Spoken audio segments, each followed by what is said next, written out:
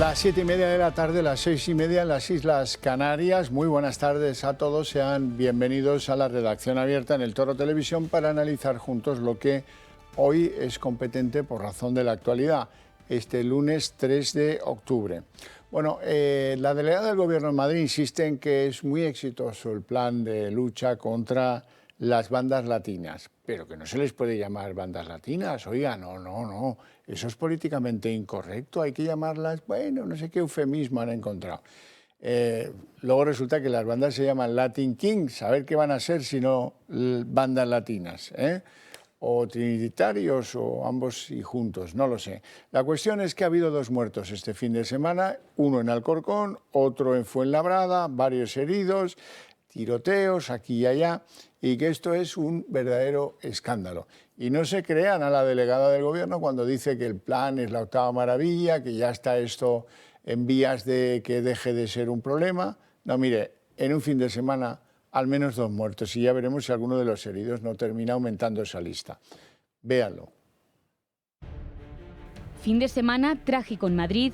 Un joven dominicano de 21 años ha fallecido y 4 han resultado heridos esta madrugada tras un tiroteo y una reyerta con armas blancas en una discoteca de Fuenlabrada.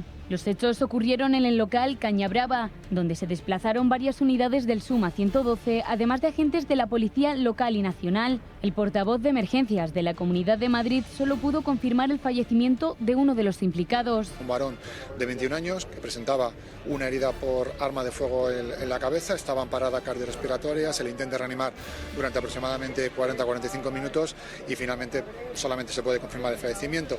Además hay al menos otras 3 personas heridas. Una de ellas, un hombre de 31 años con otra herida de bala que ha sido trasladado al hospital 12 de octubre. Los otros 2 heridos son 2 chicos de 18 años. Uno de ellos presentaba una herida de arma de fuego y el otro tenía cortes en mano y cabeza.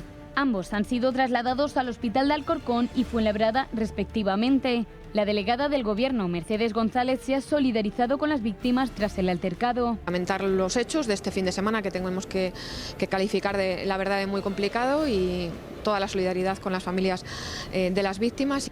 Los autores del tiroteo entraron al local vestidos de negro y encapuchados y después huyeron del lugar de los hechos en un vehículo. La policía aún trata de identificar a los agresores. Los vecinos están totalmente sorprendidos, ya que aseguran que suele ser un barrio tranquilo y sin altercados. Hombre, yo me he quedado ahora mismo en nada, porque fíjate, yo vivo ahí mismo. No suele haber reyertas por aquí en plan de peleas y demás. Eso debe ser haber un conflicto que ha habido dentro y no ha solucionado fuera. No es una zona que se conozca como conflictiva. Todos los heridos son de origen extranjero y todo apunta a que ha sido una venganza entre bandas latinas. La Policía Nacional cree que los hechos ocurridos en Fuenlabrada son una respuesta al homicidio ocurrido en Alcorcón la noche anterior. Un joven venezolano de 19 años fue asesinado tras recibir un disparo en la cabeza en una reyerta de bandas latinas. Una auténtica alarma social que evidencia la importancia de tomar medidas y acabar con la violencia en nuestras calles. Ah, pero no se puede hablar de bandas latinas. ¿Qué cosa estamos haciendo? Esto los estigmatiza. Ah, no, que sigan haciendo lo que quieran, ¿no? Que sigan portando armas, machetes, pero pistolas, pero ametralladoras, cohetes nucleares. Oiga, mire, cuando en una zona como la Comunidad de Madrid se producen 2 muertes, varios heridos en el mismo fin de semana, sea consecuencia uno de los incidentes, el de Fuenlabrada, del de Alcorcón, o al revés, o indistintos, da igual, significa una cosa: ¿cuánto miedo no habrá en esas poblaciones? Tal vez no en ese barrio, en el contiguo. ¿Cuánto miedo no habrá? ¿O qué se creen? ¿Que estos de los Latin Kings y de los trinitarios tienen el poder basado en las tinieblas? No, lo tienen basado en las drogas, lo tienen basado en la extorsión, lo tienen basado en atemorizar a las buenas gentes que viven y trabajan y que no quieren tener nada que ver con ellos, independientemente de su lugar de origen, sean españoles o sean de otros lugares. Pero esto es un cáncer por el que ya hemos pasado varias veces y que siempre acaba saliendo algún responsable policial diciendo no, esto ya ha remitido, hasta que dentro de unos años va y repunta. Es el caso de Madrid, donde ya conocemos esta historia. Bueno, permítame que les presente a doña Isabel Pérez, que es portavoz de Vox en Fuenlabrada. Muy buenas tardes y muchas gracias por atendernos, doña Isabel. Muy buenas tardes a todos y gracias por la invitación, Javier. ¿Qué opina usted de lo sucedido? ¿Hay miedo en Fuenlabrada? No sé si donde la discoteca, pero la presencia de estas bandas tiene perturbada a la gente. Pues efectivamente, nosotros entramos en el pleno del Ayuntamiento de Fuenlabrada en el año 2019, cuando los vecinos de Fuenlabrada nos votaron y nos eligieron. Tenemos 2 concejales y desde el inicio de esta legislatura hemos estado hablando de seguridad, hemos estado hablando de bandas latinas con nombre y apellido, porque cuando en el pleno hablamos de bandas latinas nos tachan de xenófobos, de racistas, pero es que la realidad es la que es. La realidad es que están sembrando el terror en Fuenlabrada. Muchísimos padres nos llaman preocupados porque tienen hijos adolescentes, tienen hijos en edad escolar y tienen miedo, tienen mucho miedo porque sus hijos están en verdadero peligro. Ha habido atracos, ha habido machetazos, ha habido peleas y este hecho triste, acontecimiento que ha ocurrido en la pasada noche del lunes, es un hecho más de los que ocurren cada día en Fuenlabrada. Y desde luego, desde nuestro grupo municipal hemos intentado arrinconar, como digo, a la delincuencia, hemos intentado arrinconar a los delincuentes en Fuenlabrada a través de iniciativas municipales que han sido todas ellas tiradas por el grupo socialista que gobierna en Fuenlabrada con mayoría absoluta. Hemos pedido que nuestra policía local esté dentro de los ratios que marca la Federación Española de Municipios y Provincias. Hemos solicitado la instalación de cámaras de videovigilancia en determinadas zonas de mayor conflicto. Hemos solicitado una delegación de policía local en un barrio de nuestra localidad y todas estas medidas han sido tachadas de xenófobas, de alarmismo, pero es la realidad que hay en Fuenlabrada. A raíz de este acontecimiento se han puesto en contacto conmigo, como digo, muchísimos padres de Fuenlabrada manifestándome el miedo y el terror que tienen a que sus hijos salgan por la noche en nuestra localidad y que se tienen que ir a otros municipios a participar en su tiempo de ocio. Y esto, desde luego, es muy triste y es muy lamentable. Desde luego que sí, pero luego es que en la política no nos dejan llamarle a las cosas por su nombre. No se les puede llamar bandas latinas a unos que se hacen llamar, que ellos mismos se llaman entre ellos Latin Kings. Es que esto solo pasa en España, sinceramente, doña Isabel. ¿Qué les dicen a ustedes el resto de grupos políticos cuando quieren ahondar en este problema y resolverlo para los ciudadanos, lo cual sería una ayuda muy significativa? Bueno, pues efectivamente ya dijo la señora Ayuso que los miembros de las bandas latinas eran tan españoles como ella o como el señor Abascal, pero la realidad es bien otra, porque realmente las bandas latinas están compuestas por personas en su mayor parte de origen o nacionalidad extranjera. Incluso los Bloods, una banda que es la tercera en Madrid, está frecuentada por personas de origen marroquí y es la tercera banda más grande de la Comunidad de Madrid. Entonces, lo que tenemos que hacer es poner nombre y apellido a las cosas. Tenemos que endurecer las penas a nivel nacional, tenemos que endurecer las leyes, como están planteando desde el grupo parlamentario de Vox en el Congreso, y tenemos que plantear en el ámbito municipal, que es mi competencia, iniciativas que persigan y que arrinconen a la delincuencia, a todo tipo de delincuencia. No puede ser que se esté subvencionando, no puede ser que se estén dando ayudas municipales, autonómicas y estatales a personas que acaban de llegar a este país y que lo único que están generando es delincuencia. Eso es lo que no se puede hacer. Y cuando desde este grupo municipal planteamos en el Pleno estas cuestiones, unos se ponen de perfil y otros nos tachan de racistas. Pero la realidad es otra. Y los fuenlabreños, los vecinos de Fuenlabrada, cada vez se dan más cuenta de que realmente lo que decimos desde nuestro grupo municipal es la realidad de lo que está pasando en la calle. La realidad del miedo que tienen los vecinos, que tienen los chavales adolescentes, que tienen las señoras para que no les den un tirón en la medalla, que también han denunciado estos hechos. Y esto es una vergüenza. Y mientras tanto, el alcalde de nuestra ciudad socialista se dedica a pintar de propaganda, a pintar de colorines nuestra ciudad. Desde el grupo municipal no vamos a parar, porque realmente sin seguridad no hay libertad, y esto lo hemos dicho muchas veces. Muchos negocios en Fuenlabrada han tenido que cerrar por miedo a los atracos, por miedo a los delincuentes. Y esto es inasumible por un municipio como Fuenlabrada de 2.000 habitantes. Y es por así, también... pero es que, sépanlo todos, esto no es una cosa que suceda en Fuenlabrada, esto pasa en Alcobendas, esto pasa en San Sebastián de los Reyes, esto pasa en Alcorcón, esto pasa en demasiados lugares, en muchos barrios de Madrid, donde los dueños, ya no de la noche, sino de la tarde, incluso de la mañana de algunos días, son las bandas latinas, los que obligan a los vecinos a cambiar sus itinerarios regulares, a los chavales a volver o a ir al colegio o al volver del colegio por otras calles, porque hay unos tíos allí que se meten con ellos, que son de las bandas latinas, que un día te reprochan una cosa, que el otro día te amenazan, que el tercer día te roban y que la gente vive con miedo y eso es terrible. Y seguro que usted, por los vecinos en Fuenlabrada, le habrán hecho esa confidencia muchísimas veces. Efectivamente, los vecinos tienen mucho miedo y esto nosotros en cada pleno lo manifestamos. Como digo, hemos estado hablando de seguridad, hemos estado planteando iniciativas municipales para arrinconar precisamente a los delincuentes desde el ámbito municipal, porque realmente lo que hay que hacer aquí es cambiar las leyes y los extranjeros en situación irregular tienen que ser expulsados a sus países y los extranjeros en situación legal que cometen delitos graves o que reinciden en la comisión de delitos leves deben ser expulsados a sus países de origen, como digo. Y esto es lo que tenemos que aplicar. Estas son las normas que se deberían aplicar porque son normas de sentido común. Y en el ámbito municipal, exactamente lo mismo. Tenemos que perseguir al delincuente, tenemos que dar voz a todas esas familias que tienen hijos adolescentes, que tienen miedo a salir a la calle, que tienen miedo a ser atracadas en el ferial de nuestra ciudad por personas de origen magrebí, y esto nos lo dicen claramente. Entonces, lo que no puede ser es que unos se pongan de perfil por miedo, por eufemismos, por miedo a que les tachen de racistas, y otros nos tachen a nosotros de alarmistas, de fascistas y de todas estas cuestiones que nos tachan cada día en los plenos.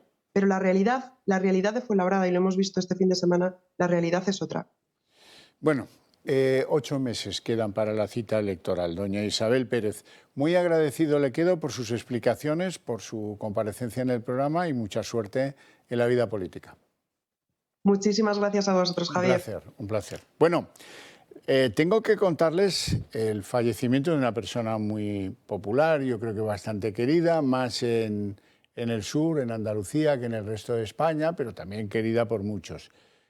Jesús Quintero, el periodista, pues nos ha dejado, tenía 82 años y había sido muy popular como el loco de la colina. Seguro que se acordarán ustedes de ese apelativo que se puso él mismo, famoso por un sistema distinto completamente de entrevistar a sus personajes, un personaje en sí mismo de lo que él había construido en torno al loco de la colina, que había tenido teatro propio en Sevilla, en fin, todo un personaje.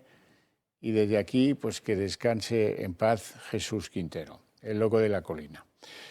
Bien, este fin de semana hemos tenido elecciones en Brasil y una vez más las encuestas no han acertado ni una. Los más de 15 puntos de ventaja que aseguraban tenía Luis Ignacio Lula da Silva sobre el presidente actual Jair Bolsonaro, pues a la hora de recontar los votos han resultado solamente 5 puntos porcentuales de ventaja la que Lula presenta sobre Bolsonaro.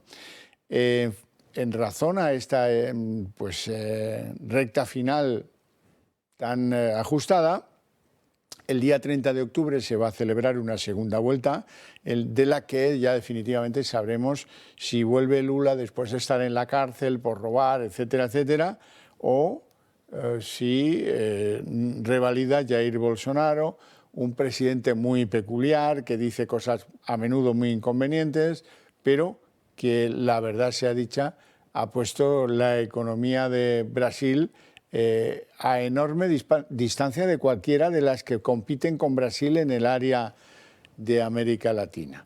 Vamos a recordarles cómo ha ido la votación, el escrutinio y, en fin, ese desmentido tremendo de los pronósticos de todas las encuestadoras de las semanas previas a las elecciones. El duelo entre Bolsonaro y Lula aplazado hasta la segunda vuelta. Pese a que diferentes encuestas apuntaban directas a la victoria de Lula, los resultados no han vaticinado tales proyecciones. La ventaja entre ambos ha sido ínfima. El líder de la izquierda tan solo ha sacado 5 puntos cuando los sondeos llegaron a ponerle 14 puntos por encima. Bolsonaro ha conseguido 7 puntos más del 36% que le otorgaban. Además, refuerza su poder en el Congreso, donde consigue la bancada más numerosa, 99 escaños de los 513 asientos de la Cámara Baja, y también refuerza su poder en el Senado, donde consigue 14 de 81 asientos. El 48,4% de Lula y el 43,2% de Bolsonaro hacen esperar una segunda vuelta muy reñida. Por su parte, el líder de la derecha quiso transmitir a los ciudadanos que votar a la izquierda es el próximo paso para terminar como países como Venezuela, Colombia o Argentina, entre otros. Me preocupa que Brasil pueda perder su libertad. Que Brasil camine con la izquierda y siga el camino de Venezuela, Argentina, Colombia y también Chile y Nicaragua. Esa es mi preocupación. Lo primero debe ser la libertad de todos. Por su parte, Lula expresaba su confianza en los resultados bastante alejados de lo que las encuestas apuntaban. Durante toda esta campaña, estuvimos por delante en los sondeos públicos de todos los investigadores, incluso por parte de aquellos que no querían que ganásemos. Aún así, estábamos en primer lugar. Siempre consideré que íbamos a ganar las elecciones. Y les garantizo que vamos a ganar estas elecciones. Y es que Bolsonaro quiere concienciar a los brasileños sobre el comunismo al que se pueden enfrentar y el pasado de corrupción del expresidiario Lula. Pues bien, los brasileños volverán a acudir a las urnas el 30 de octubre para definitivamente decidir quién se hará con la presidencia para los próximos 4 años. Bueno, y en el panorama internacional hay que hablar una vez más del conflicto de Ucrania, el conflicto generado por la invasión de las tropas rusas hace ya tanto tiempo, ¿verdad? Bueno, hoy hay una cosa muy curiosa que tiene que ver con el gasoducto, los 2 gasoductos que traen gas ruso a Europa, al Báltico, a las costas de Dinamarca o de Suecia, de una isla sueca que está más cerca de Dinamarca que de Suecia. Muy bien, resulta que es la compañía rusa Gazprom, esta que presidió durante muchos años uno que fue canciller de la socialdemocracia alemana, Gerhard Schröder. Bueno, y así les ha ido a los alemanes con esto. Bueno, pues ha tenido que ser la empresa rusa Gazprom, la propietaria del gas que pasa por los famosos gasoductos, la que le comunique al gobierno de Finlandia y al gobierno sueco que nada, que ya han cesado las fugas de lo que fuera que se fugaba por el mar Báltico. Es curioso que tengan tal control de la situación los de Gazprom y no la Marina de Dinamarca o la sueca o los buceadores, o, en fin, las cosas como son. Muy extraño todo. Mientras tanto, en lo que es propiamente la guerra para los ucranianos de liberación y para los rusos de ocupación del territorio de Ucrania, pues hay avances en los frentes que por ahora, algunos de ellos, por lo menos, favorecen al ejército de Ucrania. 221 días después, la guerra de Rusia y Ucrania continúa y lo hace con victorias y derrotas. Y es que Ucrania recuperó este sábado el control de Limán en el este del país, una localidad de gran importancia estratégica, ya que se trata de la puerta de entrada a la región de Lugansk, una operación que se consumó justo un día después del gran anuncio de Putin, en el que celebraba por todo lo alto la anexión de 4 territorios ocupados de Ucrania.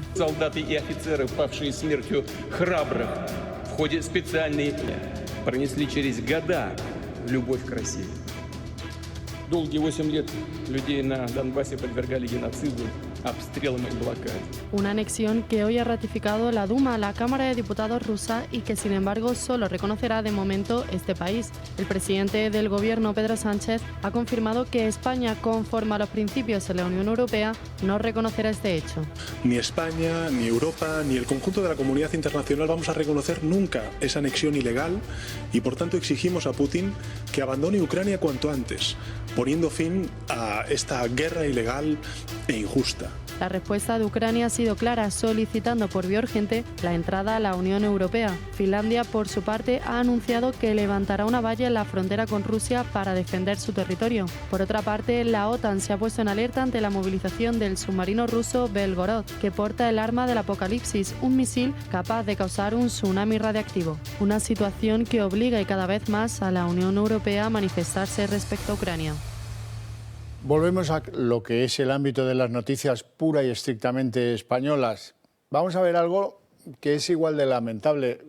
Yo tengo la obligación de que ustedes lo conozcan, porque es una obligación entendiendo el periodismo como lo entiendo yo, que es que, bueno, vamos a ver cuáles son las noticias y vamos a seleccionarlas y a interpretarlas. El 46% de las agresiones sexuales que se denuncian en España pues acusan de ellas a personas de nacionalidad extranjera. Les digo una cosa, a mí me da igual, porque 46 dicen aquí, ¿no? Muy bien, pues el 54% restante no son extranjeros. Así es que dicha queda la noticia, pero a mí me deja igual de mal cuerpo una cosa que la otra. Así es que no veo yo que, no me alivia en absoluto conocer esta noticia. Vamos al drama catalán, aunque sea rapidito. Hoy hemos conocido varias cosas. En primer lugar, un aragonés, el de Esquerra Republicana, presidente de la Generalitat, el que mandó a su casa a Puigneró, vicepresidente de Junts pel Cat, que dice, no, hombre, vamos a intentar no tener que convocar elecciones porque Cataluña no se lo merece. Los otros, los socios de viaje, también están meditando. Oiga, es que deberíamos marcharnos, pero solo los más excitados o los más histéricos lo defienden. El resto mira y dice, hombre, vamos a ver que aquí estamos cobrando todos, no vamos a tirar esto por la ventana, que está la cosa muy mal. Y ya verán cómo hay acuerdo. Pero bueno, esto ya es una opinión, no una información. Y aquí hay que deslindar una cosa de la otra siempre. A mí lo que me ha llamado de esto, ahora les tengo que contar la pregunta que estos cráneos privilegiados de Junts plantean a sus afiliados. Pero ya les digo que más que la pregunta, lo que me ha dejado absolutamente turulato es conocer cuántos afiliados tiene Junts pel Cat, la posconvergencia de Pujol. ¿Cuántos afiliados dirán ustedes que tienen? Tic-tac, tic-tac. En teoría, y en esto mienten siempre y todos los partidos políticos, dice el partido político en cuestión, Junts pel Cat, que tienen 6.000 afiliados. Yo ahí lo dejo, pero es que lo que uno dice no puede ser que 6.000 afiliados tengan un partido, que tenga la vicepresidencia de la Generalitat de Cataluña, que sea súper influyente y que juegue a la ruleta rusa con los de Esquerra Republicana. Pero que nos hemos vuelto todos locos. En Cataluña parece que un poco sí. ¿Cuál es la pregunta? Preguntona que ha aprobado pues, el partido que preside Laura Borràs. ¿Quieres que Junts siga formando parte del Govern de Cataluña? Ostras, de la Generalitat, dejémonos de terminología nacionalista de una vez, ¿sí o no? Venga, hala, contéstanos y en función a lo que nos van a contar, lo que les dé la gana, pero en cualquier caso se supone que sometiendo la decisión al enorme grueso de militantes que tiene Junts pel Cat, 6.000, la van a contar, la contabilización de la encuesta va a ser rapidísima, apenas 10 minutos, todo es electrónico, todo tal, pero solo 6.000, vamos, es que se cuentan solos. En fin, ahí lo dejo.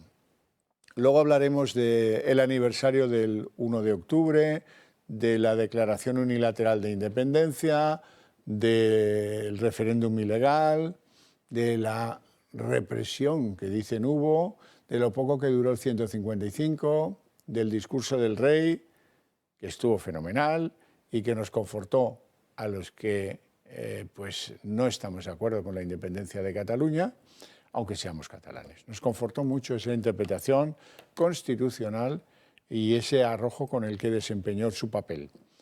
Otros no hicieron lo propio. Por ejemplo, el presidente Mariano Rajoy, que había mandado a hablar con Oriol Junqueras con unos guantes azules que le llegaban hasta por aquí a Soraya Sáenz de Santamaría, que no creía que le hicieran al final lo que le hicieron los indepes en Cataluña. Muy bien, bravo, bravo. Y que luego se puso de medio lado y ya ven ustedes a dónde tuvimos que llegar para tratar de reconducir el proceso. Luego resulta que en 5 años, por culpa de Sánchez, hemos retrocedido en casi todo. Y están bastante crecidos, tan bastante crecidos, que minutos después de que desaparezca Pedro Sánchez y le hayan llevado hasta Lejuela, estos vuelven a liarla una vez más. Ya lo dicen los dos, el de Esquerra y el de Junts. Esto no va a quedar así. Nosotros queremos tener un calendario para votar en referéndum o de la manera que se vea nuestra independencia y no renunciamos a ella. Bueno, yo tampoco quiero ni debo renunciar al aporte de la publicidad en esta casa. Si ustedes están pensando, oye, pues a mí me gustaría publicitarme en esta cadena, pues háganlo, decídanse. Esa es una buena manera para ayudar a la pluralidad informativa de este país, a que prosperen las cadenas de capital español.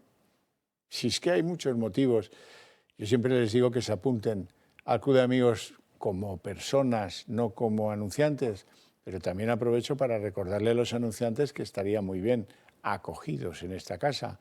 Y a los que están pensando en ayudarnos porque es la mejor manera de ayudarse a sí mismos, ahí tienen el teléfono y las direcciones de internet. Lo tienen muy fácil. Llaman y dicen que quieren ayudarnos, que quieren participar de ese club, que quieren, si lo prefieren, para el entendimiento global, esto es como si ustedes decidieran suscribirse a un medio de comunicación. Mucho más barato, pero bueno. En cualquier caso, agradeceríamos esa ayuda. Tenemos que crecer y tenemos que ser más influyentes para servirles mejor.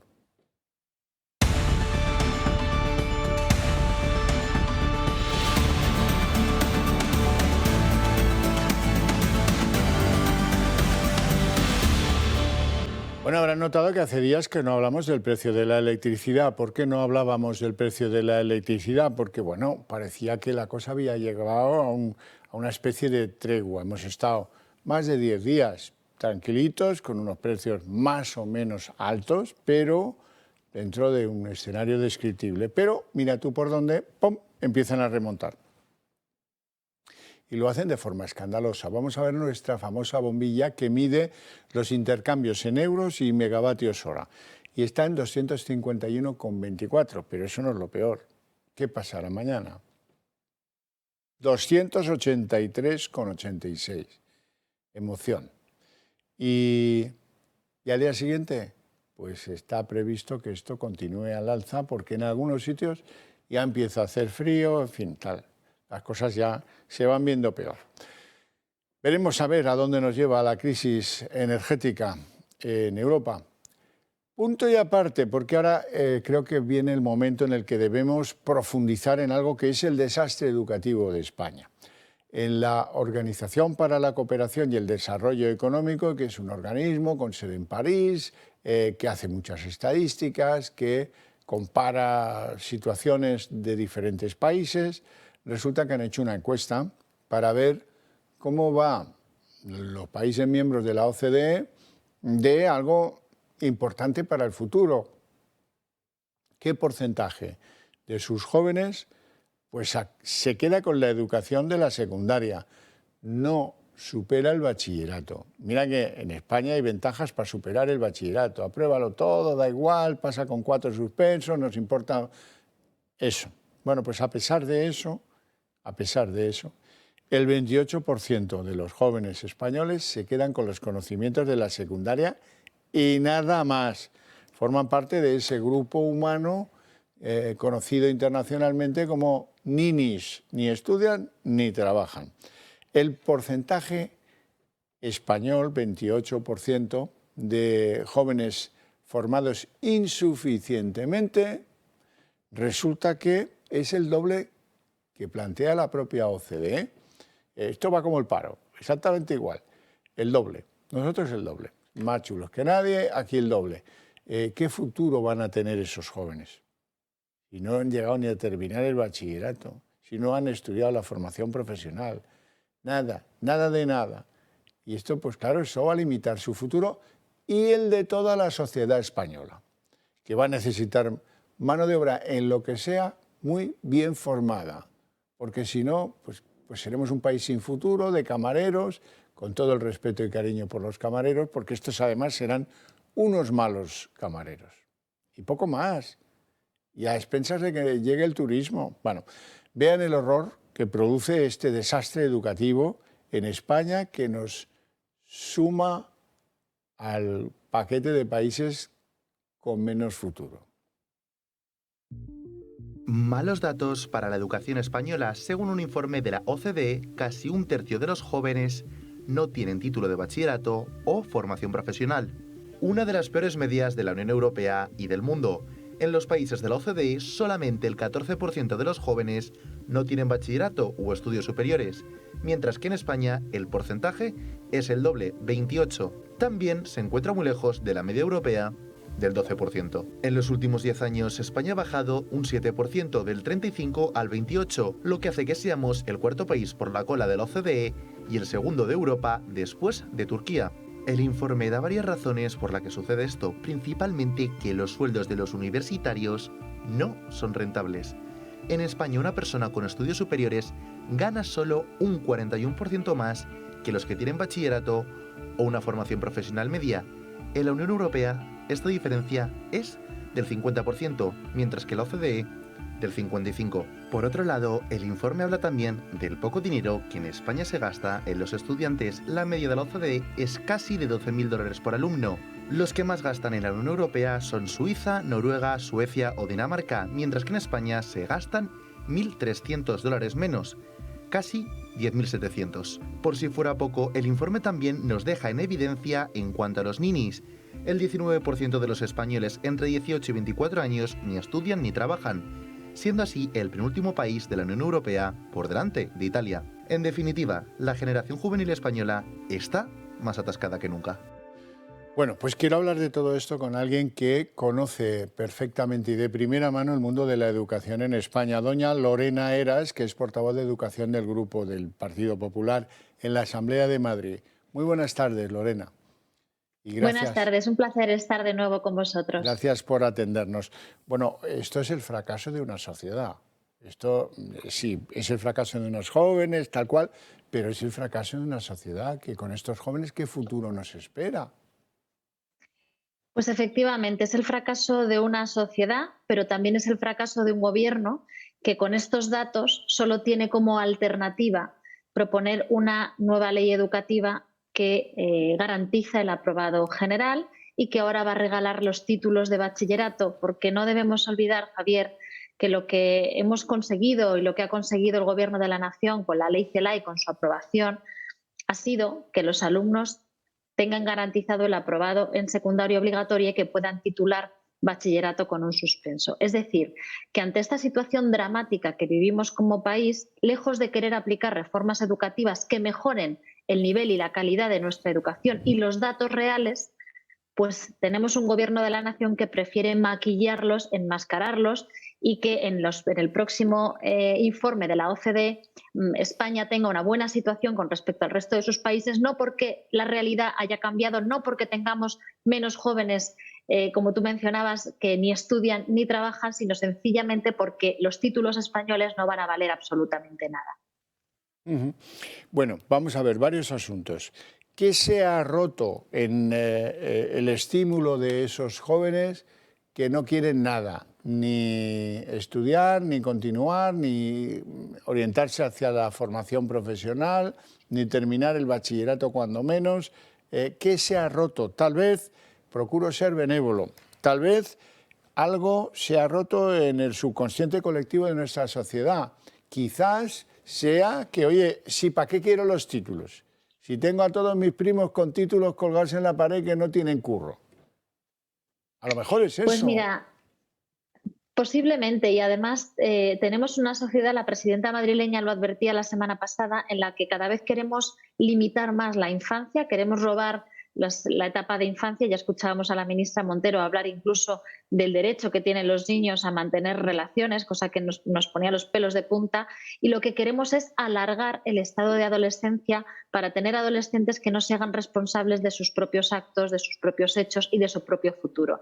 Y esto en realidad lo que está propiciando es una sociedad aletargada en la que no hay una acción-reacción y un trabajo y un efecto a ese trabajo. De hecho, una de las políticas de las que más saca pecho la Comunidad de Madrid es la de valorar el esfuerzo, el mérito, la capacidad y el trabajo de los alumnos, porque el premio no puede ser, el reconocimiento no puede ser el mismo a aquellos alumnos que se esfuerzan que a aquellos que no lo hacen. Y naturalmente, si mandamos un mensaje de que hagan lo que hagan nuestros alumnos, el resultado va a ser siempre el mismo, porque tienen garantizado un aprobado general por parte del Ministerio del Partido Socialista y de Podemos, pues vamos a poder esperar bastante poco de una sociedad. Bueno, perdón por contradecirla, si es que no lo sé si esto supone o no contradicción, pero los datos de Madrid tampoco son buenos. Los datos de España dicen que el 28% no tienen ningún estudio más allá de la secundaria y los datos de Madrid hablan del 21%. En efecto, no son buenos datos. No nos duele en prenda decir que tenemos que seguir mejorando la educación, en este caso la madrileña, pero la tasa de abandono escolar de la Comunidad de Madrid este año está fijada en un 9,9, mientras que para la media de toda España está fijada en un 16%. Madrid no puede ser una isla ante la situación general que tenemos de los adolescentes, en nuestros jóvenes, pero sí que gracias a las políticas del Partido Popular en la Comunidad de Madrid sí ejerce de dique de contención a la deriva de los gobiernos, como digo, de Partido Socialista y de Podemos. ¿Cómo? Pues llevando a los tribunales y recurriendo ese decreto de bachillerato que perjudica ya no solo en la cantidad de títulos y en la cantidad de aprobados que se necesita para poder conseguir el título, sino en la forma y en los contenidos de esos currículos. Tenemos que recordar que el Gobierno de la Nación quería suprimir en la parte suya del currículo de bachillerato toda la historia de España anterior a 1812. Es decir, para el Gobierno de la Nación no es importante que nuestros alumnos de bachillerato estudien ni el descubrimiento de América, ni la época de Al-Ándalus, ni Grecia, ni Roma, ni las grandes civilizaciones que han hecho lo que hoy es nuestro país. Por eso la presidenta Ayuso recurrió el decreto de bachillerato a los tribunales y además el 40% que le corresponde a su organización de contenidos y decreto ha recuperado todos estos contenidos, el orden cronológico de la historia. No se puede estudiar historia sin tener en cuenta la cronología, y también algunos contenidos como el terrorismo de ETA. En cualquier caso, tenemos que recordar una cosa. Madrid es dique de contención a las políticas educativas, pero no puede incumplir las leyes educativas del Estado. Y estos datos que, como decías, no son buenos desde luego para las comunidades autónomas socialistas. A la cola están Ceuta y Melilla, gobernadas directamente por el Ministerio de la Nación, pero también lo está Baleares, también lo está la Comunidad Valenciana, está Cataluña, es decir, todas las comunidades socialistas, y Madrid solo tiene peores datos que Asturias y que Galicia. Y, por tanto, hay mucho trabajo por hacer, pero estamos francamente bastante mejor que otras comunidades autónomas. Bueno, doña Lorena, dígame una cosa. Cuando nos enseñan unos datos tan horrorosamente fracasados de la educación en España, esto es un fracaso de la sociedad, decía yo al principio, desde luego que sí, pero sobre todo es un fracaso de los enseñantes de este país, de los que dirigen centros en este país. ¿Ha empezado a producirse un proceso de reflexión sobre si, pues a lo mejor el porcentaje vocacional está en declive, si a lo mejor pues los libros no son los adecuados, si a lo mejor los docentes no están suficientemente formados? No lo sé. Le pregunto porque yo sé que usted conoce perfectamente ese sentir.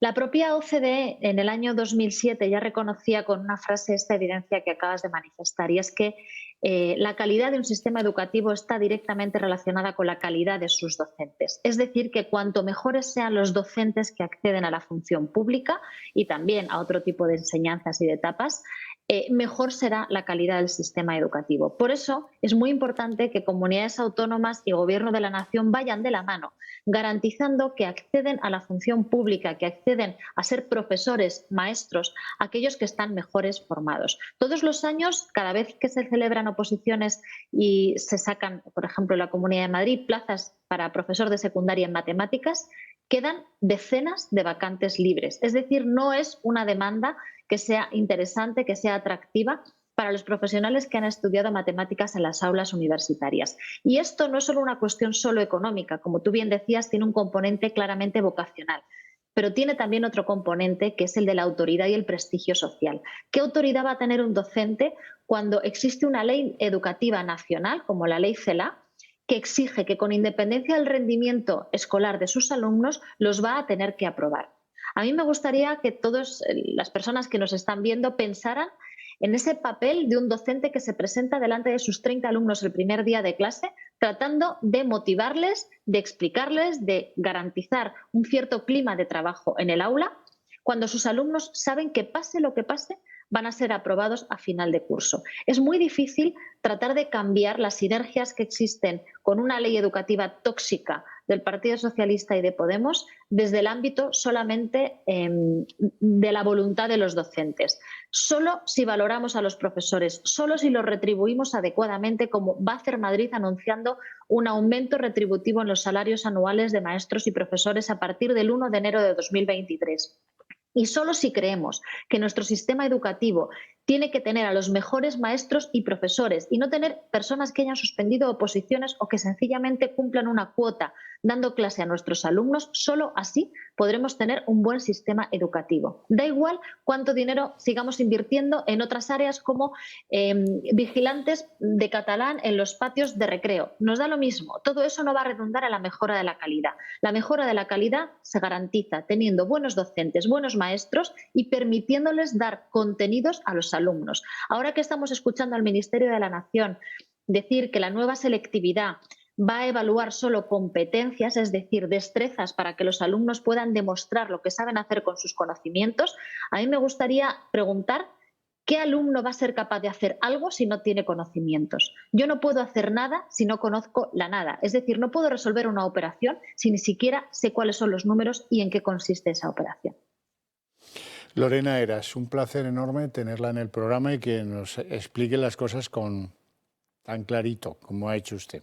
Cómo se nota que tiene usted vocación docente, ¿eh? Muchísimas gracias, insisto. Feliz tarde, le deseo un fuerte abrazo. Gracias a ustedes. Igualmente. Vamos a recordar que hoy, 5 años después del 1 de octubre, pues hemos llegado a también el aniversario del discurso del rey. La pregunta es ¿qué ha cambiado? Pues por culpa de Pedro Sánchez absolutamente nada. El PSOE se lava las manos de haber aplicado con el PP el 155, se lo reprochan los unos a los otros a los unos, y aquí la idea de romper con España ha desaparecido. No ha servido para algo llevar a la cárcel a los promotores del procés, tampoco, porque les han amnistiado y en fin, no han pagado por lo que hicieron o han pagado muy poco, muy poco. Sería injusto decir que no han pagado nada. Algunos sí que ha estado en la cárcel, tratado a cuerpo de rey, eso sí, pero está en la cárcel, limitado de lo más importante que tiene el ser humano, que es su libertad. No vayamos a olvidarnos nunca. En fin, vamos con el vídeo recuerdo de 5 años del 1 de octubre. Se cumplen 5 años de este momento. Del golpe secesionista del 1 de octubre. El conflicto entre Catalunya i Espanya sigue poniendo la nota a l'actualitat. I ho tornarem a fer, perquè aquesta és la via per resoldre el conflicte polític amb l'Estat. Ho tornarem a fer perquè som molts els que volem que Catalunya sigui un país lliure. Y un lustro después, su lucha sigue. La solución a esta situación solo se va a producir con la amnistía, con la autodeterminación y con la independencia de Cataluña. Pero el golpe al Estado y a la Constitución española sigue pendiente de resolución. 44 investigados por participar en la celebración del referéndum ilegal siguen pendientes de juicio. Puigdemont sigue fugado y junto a él sus consejeros. Otros 8 fueron condenados por el Supremo y hace poco más de un año recibieron el indulto por parte del gobierno. Estamos viviendo momentos muy graves para nuestra vida democrática. La del rey tal día como hoy fue una intervención histórica. Desde hace ya tiempo, determinadas autoridades de Cataluña, de una manera reiterada, consciente y deliberada, han venido incumpliendo la Constitución y su Estatuto de Autonomía. Sin los apoyos del gobierno ni la oposición, la suya fue una reivindicación sin precedentes del papel de los poderes del Estado, de la democracia y del acatamiento de la Constitución, sin apelación alguna a la negociación o a la vía del diálogo. Un discurso que, sin embargo, fue muy criticado por los socios de Sánchez y que además se leyó como el principio del fin del golpe del Estado a la nación. Pero hoy el independentismo se encuentra más dividido que nunca y mientras los socios de Sánchez de la Esquerra ahora reclaman una rebaja del delito de sedición a cambio de su apoyo a los presupuestos, también negociar la vía de la amnistía y de la autodeterminación, cuentan cada vez con menos apoyos de los partidos secesionistas para recuperar la unidad que hizo posible el referéndum ilegal del 1 de octubre de 2017. Del discurso del rey don Felipe, pues solo puedo decir que no defraudó a la España constitucionalista. A los otros, evidentemente, sí, pero a los que no queremos que España se rompa, no nos defraudó, a ninguno de nosotros. Por lo tanto, debió estar bien. Y si además a quien ofende el discurso del jefe del Estado es a personajes como Isa Serra, pues todavía me reafirma mucho más, esto es por contraste, ¿verdad? Todavía me reafirmo mucho más en lo dicho. Si esto ofende a Podemos, pues todavía lo aplaudo más. Lo que hizo es echar gasolina en la situación que había en Cataluña, en nuestro país, y en ese sentido pensamos que desde luego pues el hecho de que lo hayamos dejado atrás, la judicialización de la política, pero también una intervención por parte del rey que no tendría que haber sucedido nunca, una intervención política, creemos que es un avance que haya quedado atrás, que gracias al gobierno de coalición y gracias también al empuje de muchísima gente que se movilizó el 1 de octubre y que es un sentir que quedó después y que se siguió expresando, pues hayamos dejado atrás esa judicialización, esos discursos incendiarios y que hayamos resuelto con diálogo la situación en Cataluña. Y también Isabel Díaz Ayuso, que se encuentra en Cataluña en una visita pues, política, ha hablado del 155 y que se debió quedar más tiempo para que se normalizara la situación en Cataluña. Pero, querida Isabel, es que fue Mariano Rajoy el que no tenía ninguna ganas de mantenerlo. En el momento en el que se aplicó el 155, quizás lo que sí que eché en falta, y ahora esto es vista con perspectiva, es fácil hablar cuando nunca se había vivido una situación de estas características en España y, por tanto, el presidente Rajoy tenía una gran dificultad al aplicar algo insólito. Sí que ha quedado demostrado que se hizo por poco tiempo y, al no ser duradero, se generó también, yo creo, una ilusión por parte de muchos ciudadanos en Cataluña que estaban hartos de ser ninguneados, despreciados y apartados en su propio país para después desembocar rápidamente en unas elecciones. Yo creo que tendría que haber sido más firme y más duradero.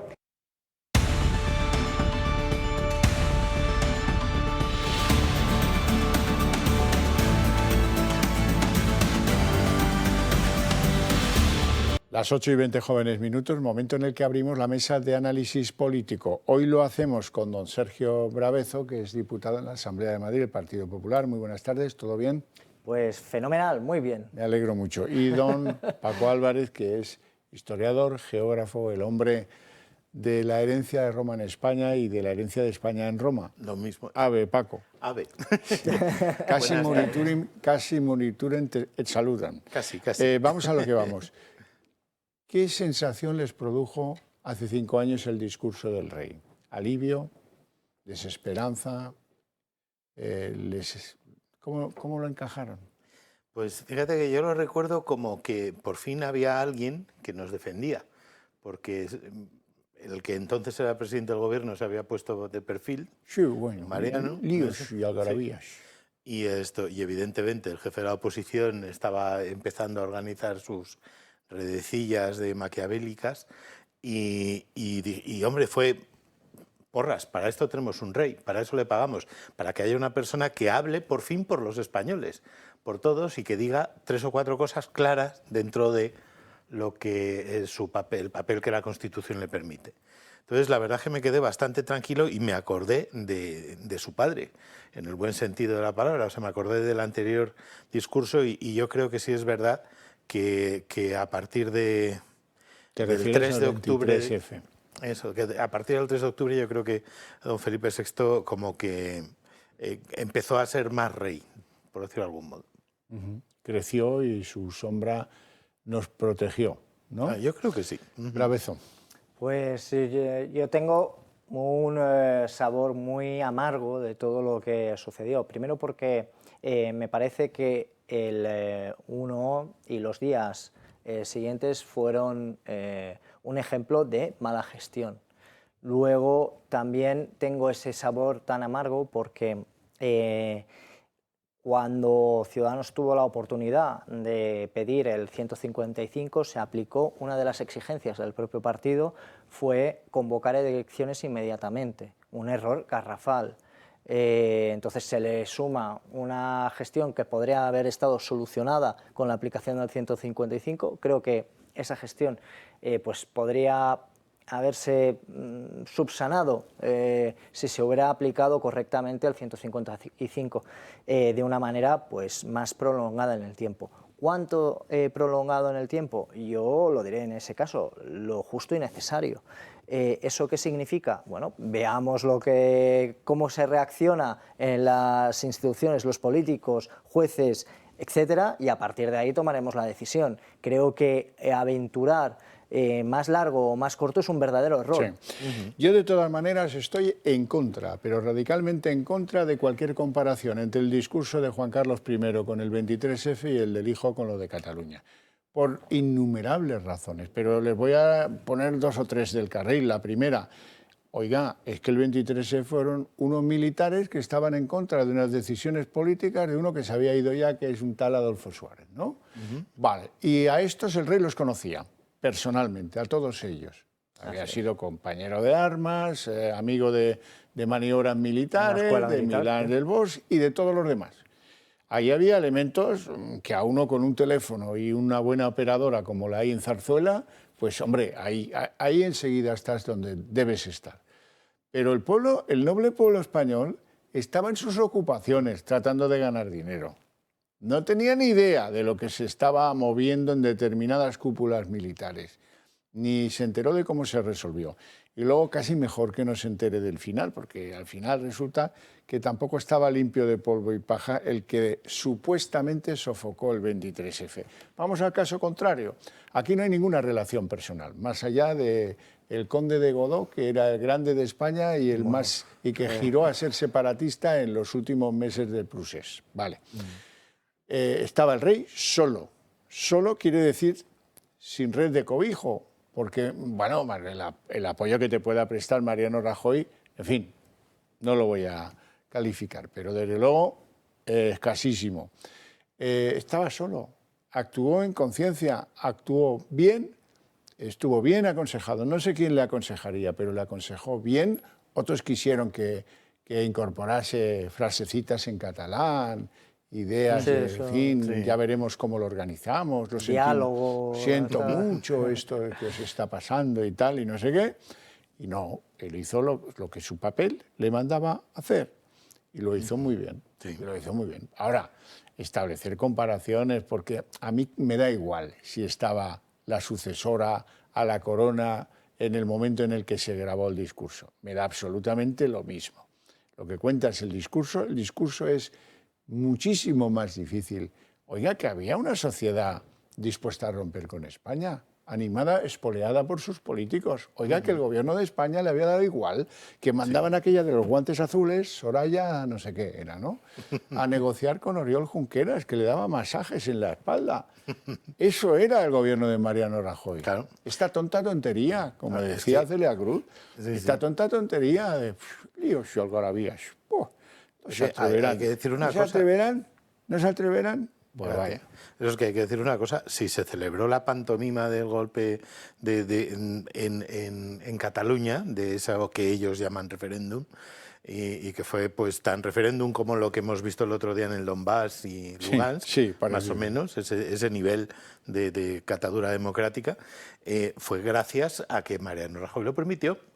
Punto pelota. O sea, quiero decir, las órdenes que tenían las fuerzas y cuerpos de seguridad del Estado fueron absolutamente contradictorias durante todo el tiempo. Ir pero no estéis, estar pero no ir, retirar pero no hagáis, hacer pero no tal, y si vienen muchos siros. Y eso, el referéndum, si hubiera habido un gobierno solvente, exacto, simplemente solvente, habría dicho, eso no se celebra y punto. O sea, y perdona, pero los medios los tenía. Yo ahí sí que culpo bastante, por ejemplo, el papel que tuvo Ciudadanos. Quizá a lo mejor porque lo conozco, lo que sucedió por dentro durante todo ese tiempo, entonces me duele especialmente. También los socialistas jugaron a todo. Pero sabemos que los socialistas se van a jugar a eso, o sea, sabemos qué tipo de carta ellos juegan y qué querían hacer. Sin embargo, creo que con un partido que hubiera estado al lado del gobierno y hubiera decidido vamos a aplicar el 155 sin ningún tipo de pudor, vamos a hacerlo y vamos a llevarlo lejos, aquí no habría ningún problema. Y si me lo permite, señor Horcajo, creo que después de 5 años más tarde de este intento de golpe de Estado, o un golpe de Estado frenado y parado. Aquí, ¿qué podemos extraer?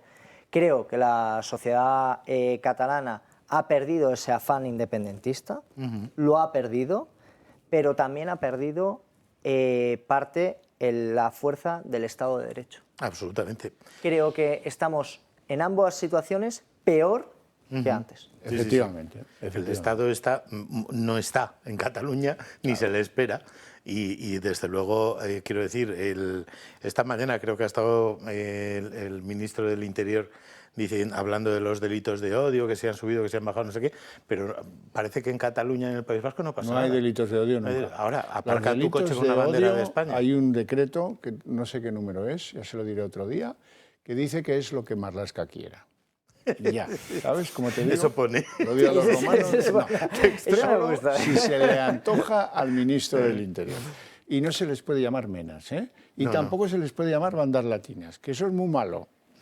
Decirle a la gente las cosas, que mira que el que sufre en un barrio, lo que hemos visto en Fuenlabrada, en Alcorcón, no se les puede llamar banda latina, pero vamos a ver, cretino mío, que son ellos los que se llaman Latin Kings.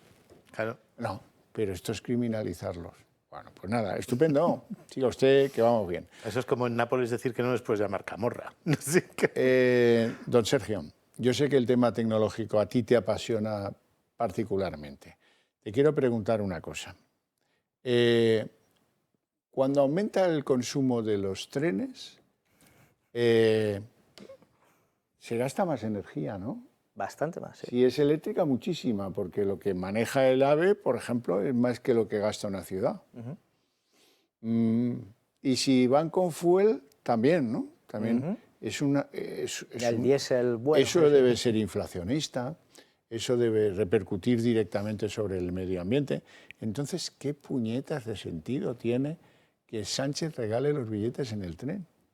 Pues que como yo le he oído decir a usted, y tiene toda la razón del mundo, y es un gran principio económico, las cosas gratis tienen una demanda infinita. ¿A que es suya la frase? Sí.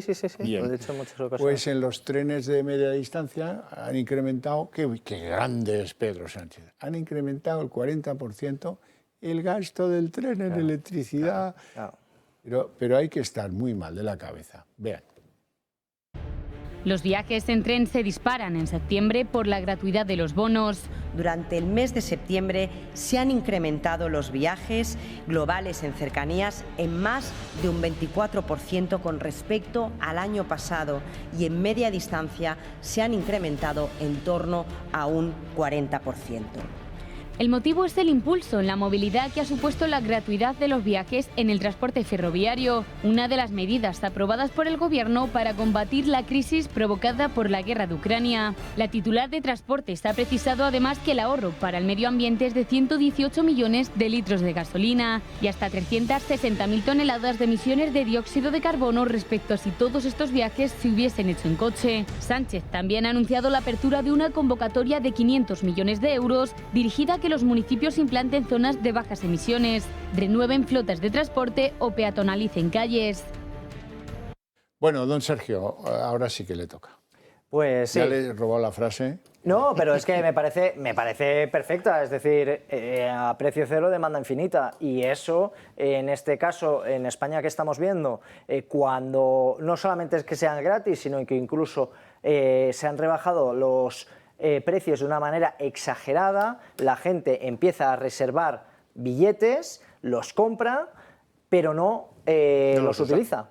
Y eso que está pasando, hay trenes que están ocupados porque no se pueden llevar, no se puede comprar ningún tipo de billete, todo está ocupado, pero cuando uno resulta que entra en los vagones, ve que está vacío. ¿Cómo es posible? Pues porque la gente compra un exceso de billetes, porque como están tirados, por si acaso. Pues, por si acaso a ver qué pasa. No, y luego hay otro problema, hay varios problemas añadidos. El primero es lo que se llama competencia desleal. O sea, quiero decir, los trenes de media distancia cubren unos recorridos que son también atendidos por empresas privadas de autobuses, a los cuales no tienen ningún tipo de descuento ni se han hecho la puñeta, pero bien. Claro. Con lo cual, oye, pues claro, si tú, que no sé, si el billete de autobús te vale 20 euros y ir en tren te vale gratis, pues claro, la duda, no sé, es complicada. Claro, pero...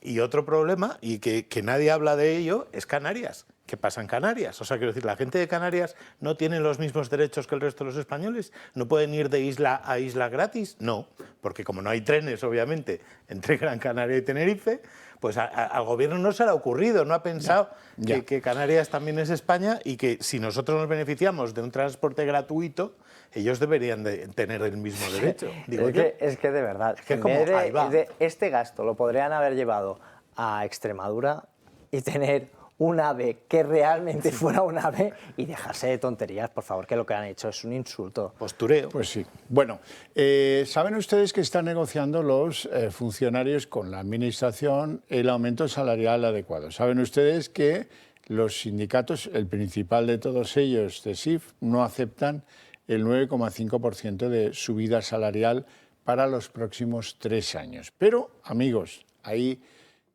estalló la bomba deportiva que decía José María. Resulta que el sueldo público, el sueldo de un trabajador de lo público es un 58% mayor que un sueldo equivalente en el sector privado, un desempeño parecido en el sector privado.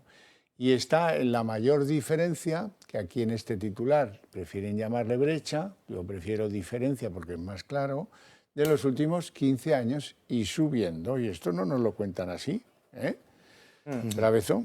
Bien, yo aquí sí que diría una cosa, mirando y analizando, porque sí que lo he estudiado en varias ocasiones, la brecha salarial que existe entre lo público y privado también tendríamos que analizarlo según el tipo de nivel que tiene el funcionario respecto al sector privado. Cuando comparamos altos niveles, por ejemplo, sí que ahí gana más el que está en el sector privado que el que está en el sector público. Hay una diferencia bastante importante además. Eso sí, si vamos a otros tipos de niveles, ahí es cuando sí salta la disparidad. Que son los más abundantes. Es ahí donde yo iba a ir, que es, o sea, son los otros funcionarios que no están en las capas superiores, son aquellos que tienen mayor salario y además un número increíble y especialmente excesivo en este momento. No lo digo yo, cuando se habla sobre la digitalización de la administración, viene a colación porque ahora vamos a tener un gran número de funcionarios que se van a jubilar, por cierto. Entonces, o podemos ser inteligentes y aprovechar este momento para no dañar a nadie y que todo el mundo acabe su contrato y podamos digitalizar, o como está haciendo el Partido Socialista. Y cierra la muralla. No, porque esto es muy clientelar. Mire usted cómo están cuidando el aumento salarial de los funcionarios. Aquí es evidente que esto no funciona. O sea, quiero decir, si los que pagan impuestos, digamos, y crean riqueza y todo, que al final son el sector privado, el público también paga su IRPF y tal, pero quiero decir, el sector privado es el que sostiene el sector público, para que nos entendamos, ¿no? Entonces, si el sector público gana menos dinero que a los que está pagando, algún problema tenemos, gordo. Entonces, no sé, eso por un lado, y luego, vamos, no sé...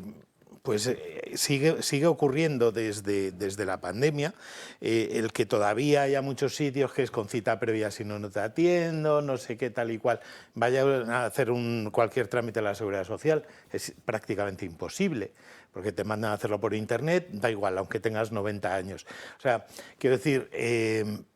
hay una gran parte del sector público que no está trabajando como estaba trabajando antes, y no solo eso, sino que cada vez son más, por no hablar de los asesores que hemos mencionado antes. Y una de las cosas que sí que me hace mucha gracia, pues lo que está anunciando el gobierno es: vamos a hacer la subida de salarios a los funcionarios en los 3 próximos años. O sea, que este año, antes de las elecciones, puedo hacer un 1%, 2%, y luego el que venga carré.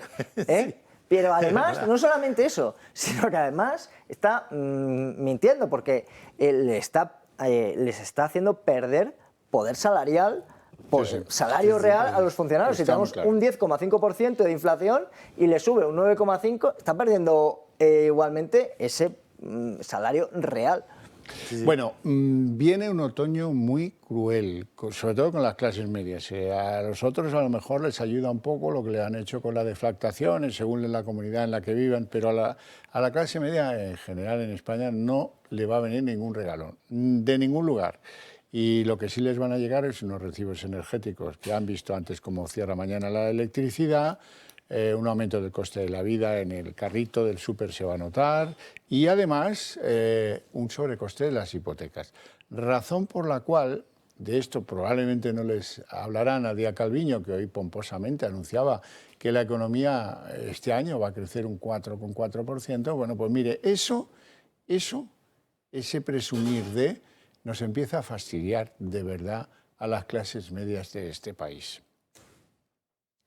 Se acerca un duro invierno, no solo en lo meteorológico, también en lo económico. La primera semana de octubre se estrena con nuevos precios al alza, como la luz. Este lunes es un 35% más cara que el pasado fin de semana.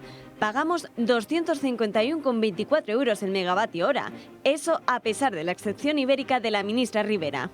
Y como la luz, también se encarece el gas, un factor clave de cara al invierno que está llevando a muchas comunidades de vecinos a tener que buscar una alternativa a la calefacción central.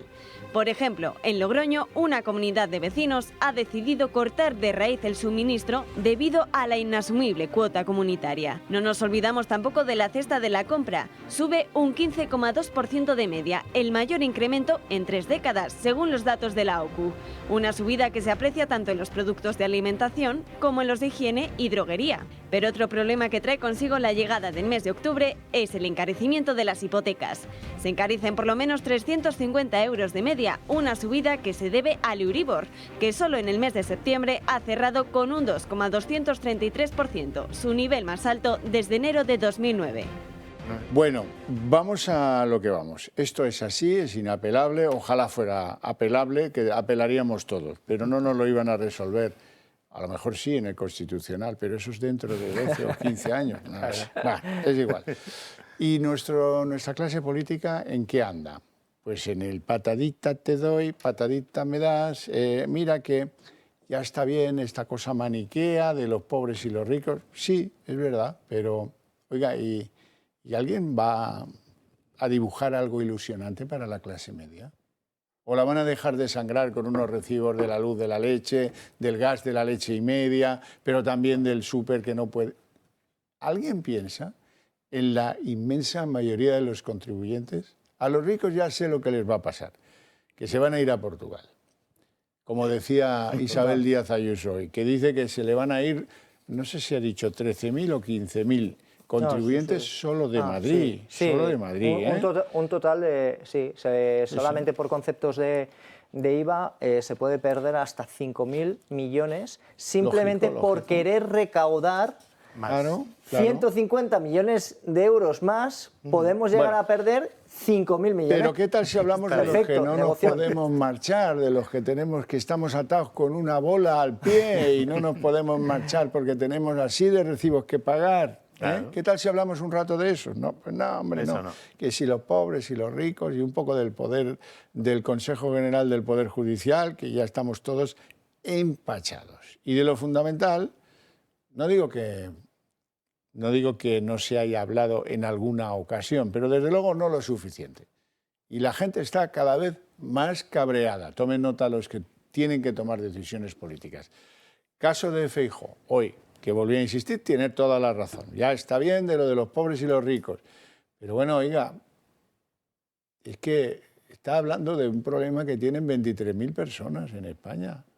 ¿Qué tal si habla de un problema que tienen 25 millones de españoles?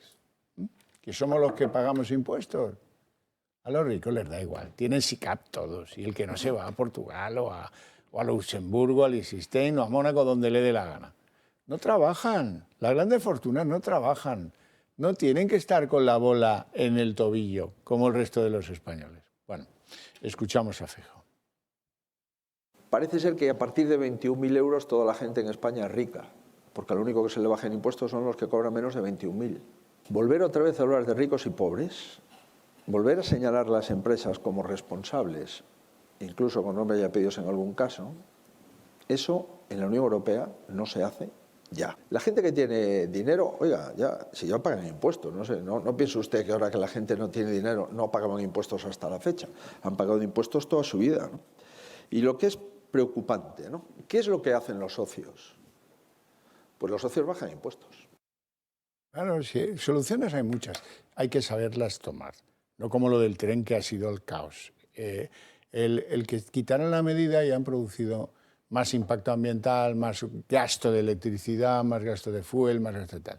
Pero tú quieres activar lo fundamental, la economía española, pues activa la compraventa de viviendas. Mira, lo tienes muy fácil, es que han subido las hipotecas y no se compran, ni se venden. Bueno, muy bien, baja el impuesto de las transmisiones patrimoniales. Bájalo. Pero es que no... Ayuda al comprador a que se levante el dedito y diga, bueno, ahora es el momento, ahora voy. No, pues bueno, se toman medidas de fomento de la economía. Bueno, pues... Ahora, 2 puntos, muy rápido. Ahora que estaba comentando sobre el problema de la vivienda, una de las cosas que está sucediendo es el gobierno quiere sacar una ley para la vivienda, es que no sé ya cómo lo quiere titular, si en protección a la vivienda. Mire, si hay un problema social, se resuelve con políticas sociales. Lo que uno no puede hacer es intentar resolver un problema social con políticas de urbanismo. Eso no puede ser. Es incomprensible, es incomprensible. Y luego, déjeme recordar las palabras de Íñigo Errejón, que fueron devastadoras, cuando hablaba que no hay que bajar el IVA a la gente de los productos más necesarios porque afectarían menos a los ricos que a los pobres. Entonces, como a los ricos saldrían beneficiados, pues entonces no hay que bajárselo a nadie. Este es un cráneo privilegiado, como diría Valle Inclán. Y este era, o sea, sí, este era listo. Bueno, listo de la hay una clase. encuesta que yo me imagino que alguna reflexión producirá entre los 4 socialistas que quedan con capacidad de pensar. El resto son obedientes, pero la capacidad de pensar no la han demostrado hasta ahora. El 40% de los que se dicen ser votantes socialistas están de acuerdo en que se elimine de una vez el impuesto del patrimonio, que es uno de los más injustos que hay. Total. Porque primero existe en el pueblo de Heidi, en Suiza, y en no sé qué sitio... En Noruega, sí, en Noruega, y España. Tal. Pero en el resto de Europa lo quitaron porque grava cosas que ya pagaron que en ya su día. El patrimonio, patrimonio es una vivienda, sí, pero cuando la compraron ya cotizó, ¿no? Bueno, pues entonces, claro. No sé qué efectos producirá en el amigo Pedro Sánchez y su tropa, porque la verdad es que como tampoco sabes si suben o bajan, pues no lo sé.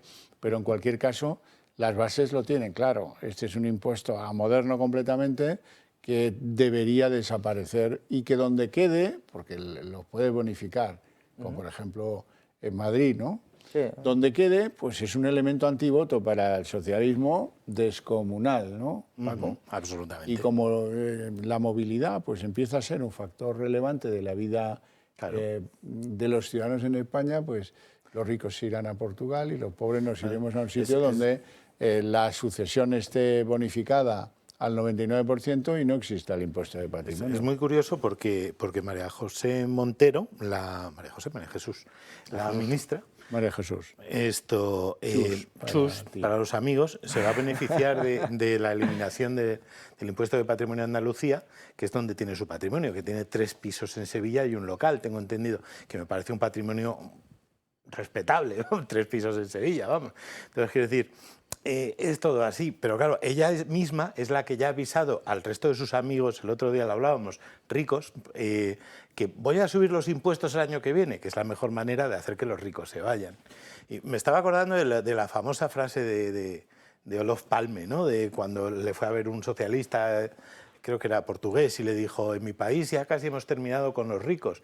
Y él contestó, pues nosotros lo que estamos intentando es acabar con los pobres. Pues aquí, claro, aquí está claro que no saben ni quién es Olof Palme ni de dónde ha salido, y que no es que quieran acabar con los ricos, es que quieren que todos seamos pobres. Sí. En fin, bueno, yo entiendo que la preocupación de un buen ministro que ha calentado su carrera a la sombra de Sánchez nunca va a ser la misma que pueda tener yo. Sobre todo si es de provincias, como un servidor, y viene a Madrid y le ponen un piso de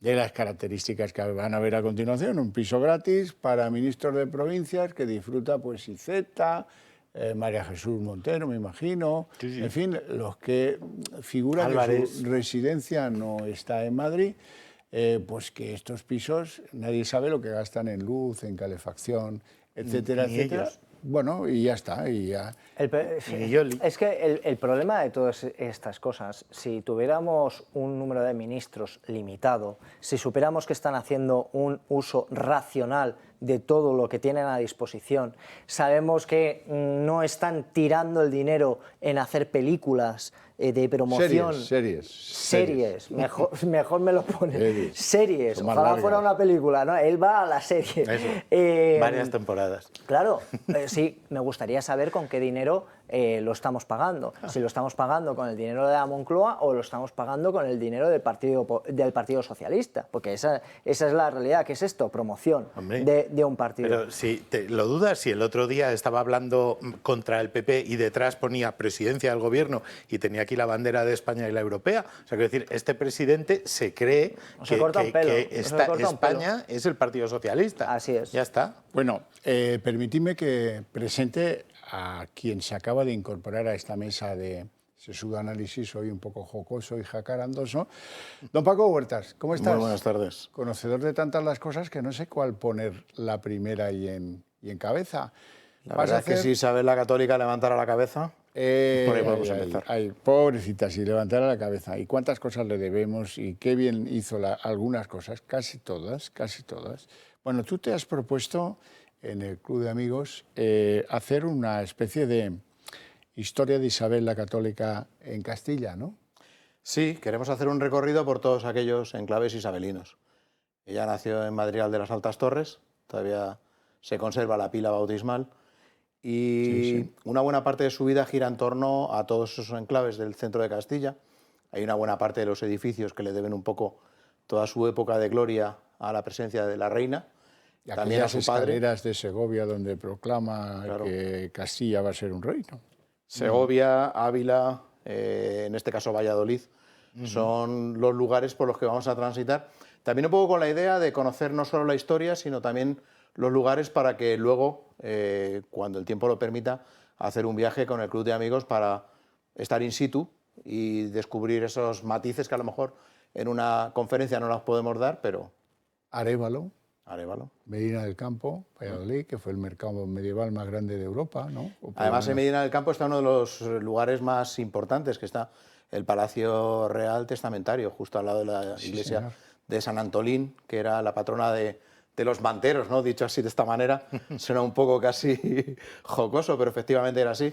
En una de las mayores plazas mayores, valga la redundancia. Antes de que enarbolaran la bandera pirata, que entendámonos, ¿no? Pero fíjate, era tan importante ese lugar que la propia iglesia tenía un altar para que todo lo que eran las ferias de mercado, y sobre todo en la época en la que había esos mercados, no se interrumpiera la actividad económica y se pudiera escuchar el culto simultáneamente a todas esas transacciones económicas que eran tan importantes. Y tan bulliciosas, exacto. Imagino. Entonces había un altar para que se pudiera impartir el culto y la gente no dejara de comprar o de vender. Como si pusieran una pantalla, como si pusieran una pantalla gigante en la plaza. Entonces se trata de buscar esos rincones, esos matices, hacer un recorrido, no solo por los enclaves como tal, sino también una interpretación del territorio, cómo ha ido cambiando desde la época en la que ella estuvo por allí a cómo está ahora. El Castillo de la Mota, no se nos espectacular. Puede olvidar. A todos aquellos que hayan ido al Castillo de la Mota, yo creo que les cambia un poco la percepción de todo lo que son las construcciones militares y cómo cambia a nivel tecnológico todo lo que es la estructura interna de muchos de los castillos. Cómo nosotros pensamos que la piedra es mucho más dura y sin embargo nos damos cuenta que el propio ladrillo absorbe mucho mejor el impacto, con lo cual no colapsa y no deja de ser una estructura que permite, pues eso, que prácticamente, aunque tiene muchos impactos, la muralla se mantenga. Dime una cosa, ¿Tordesillas fue mucho o poco importante para Isabel? Para la reina Juana sí, esto sí lo sabemos, pero ¿para Isabel también? Bueno, Isabel y Fernando firman ahí el Tratado de Tordesillas, ¿no? Con lo cual es el punto de inflexión en el que España empieza a ser una de las grandes potencias a nivel mundial, ¿no? Sí que es cierto que luego viene a ser mucho más importante para Juana y además todos los torresilanos hacen una recreación muy bonita y hablan de la llegada de la reina Juana y de su permanencia durante todos los años que estuvo de cautiverio dentro de la propia localidad, pero también hacen una recreación de lo que es el Tratado de Tordesillas, ¿no? Aquel encuentro entre Juan de Portugal, los Reyes Católicos y prácticamente esa división del mundo. Paco, en el Club de Amigos, ¿qué día y cómo se te puede ver? Pues creo que es el martes 18 de octubre. Si no recuerdo mal, a las 19 horas. Correcto. Y nada, aquí arriba, ya sabéis dónde estamos. ¿Por videoconferencia ya no o también? También presencial y online. Perfecto. Oye, pues estaremos al tanto. No tenemos tiempo para más, tenemos que dejarlo aquí. Os agradezco mucho vuestra presencia en el programa, vuestras explicaciones, vuestras opiniones y a ustedes su paciencia e interés. Por eso les invito a ver a continuación El Día en 30 minutos.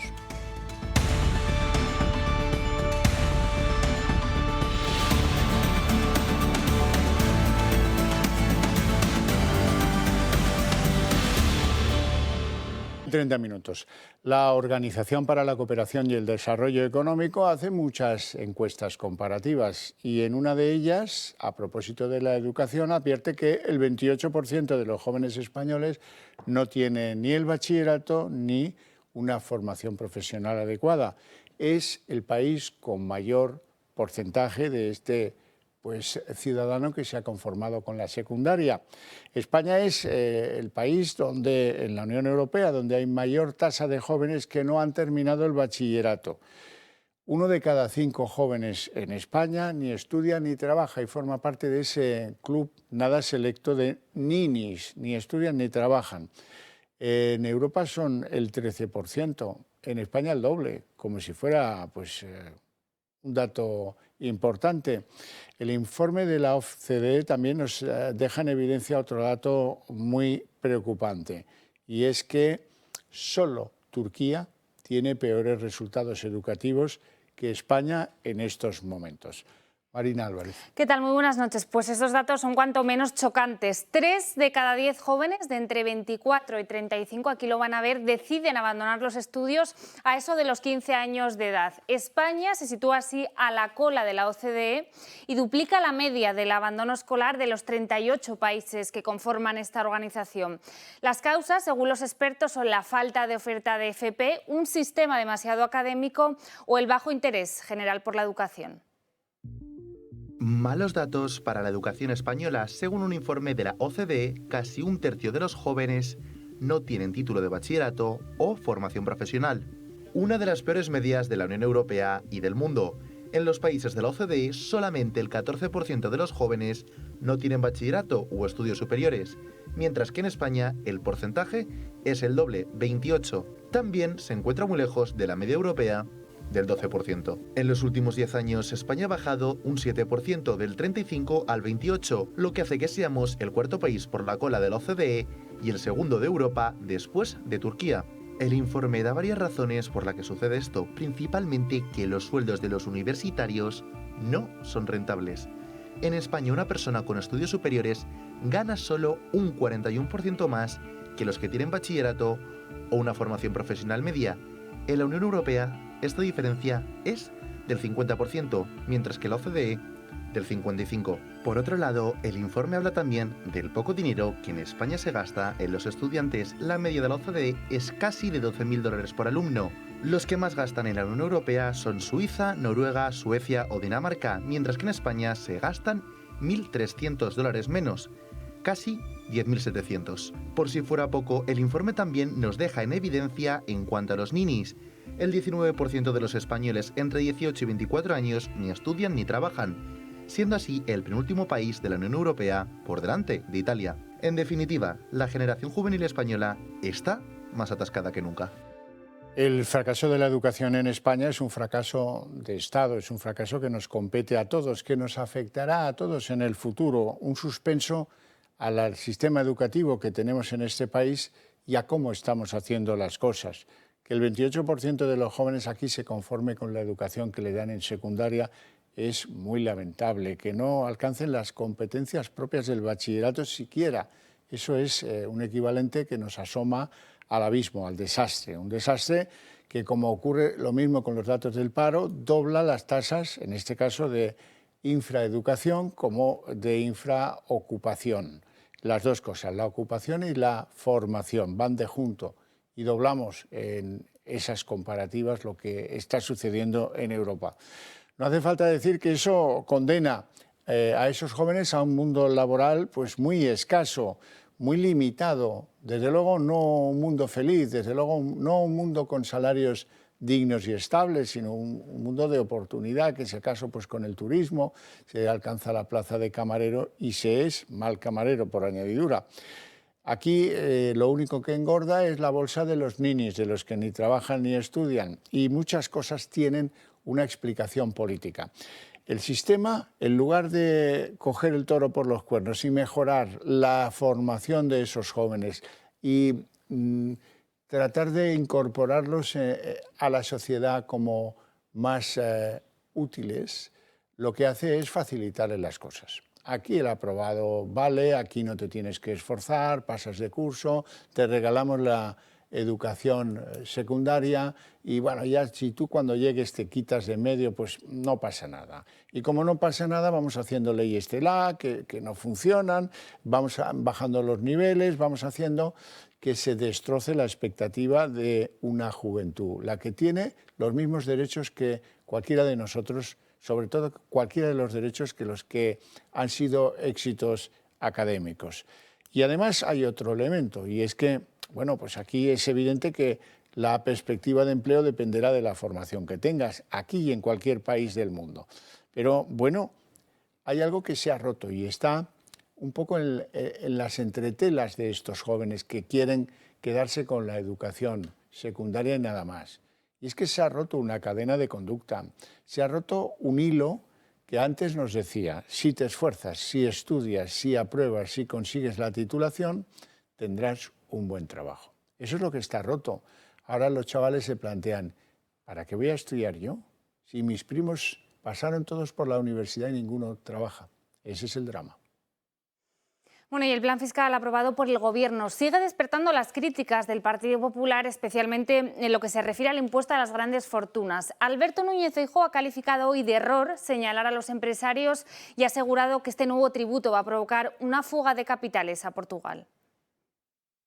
Cuando nosotros ahora mandamos un mensaje a los patrimonios que van a empezar a pagar donde no pagaban, porque es un impuesto cedido a las comunidades autónomas, ¿qué le estamos diciendo?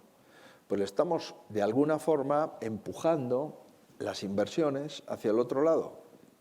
Y si de aquí a Évora hay 2 horas o lo que fuere, seguro que desde Badajoz a Portugal hay mucho menos. Los salarios son más bajos, las cotizaciones son más bajas y además hay una serie de impuestos que no se pagan en España.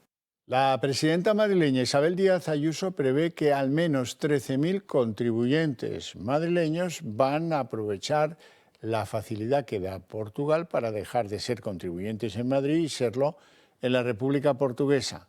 Es canibalismo fiscal aplicado por Sánchez, según Ayuso, pero ya cuenta el número de los que se van a marchar por culpa del impuesto a los ricos o de las grandes fortunas. Al mismo tiempo, dice Ayuso que tiene el alivio de sentir que el proyecto Sánchez está agotado, tiene fecha de caducidad y que eso ya lo advierte ella por las peleas que hay entre los socios del gobierno de Sánchez. Lejos de eliminar el impuesto de patrimonio por ser injusto, anacrónico y arcaico, ahora va a haber gente que lo va a pagar 2 veces mientras atacan sin control a las regiones que lo denunciamos.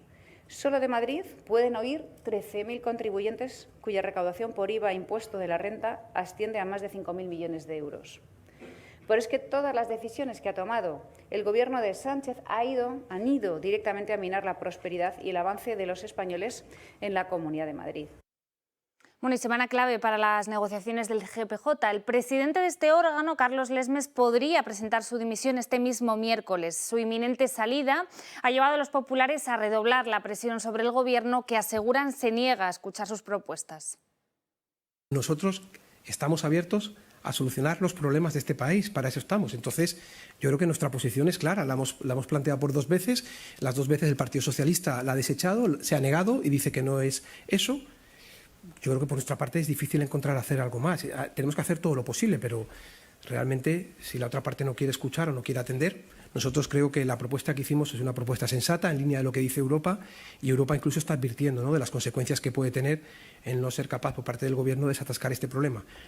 Pedro Sánchez se ha recuperado del COVID que le aquejaba y ha retomado ya su agenda pública. Hoy ha significado a las trabajadoras de los hoteles, las popularmente conocidas como Kellys. Se ha reunido con ellas y les ha dicho en Mallorca que, bueno, va a intentar su gobierno igualar o mejorar las condiciones laborales con la de otros trabajadores del sector hotelero.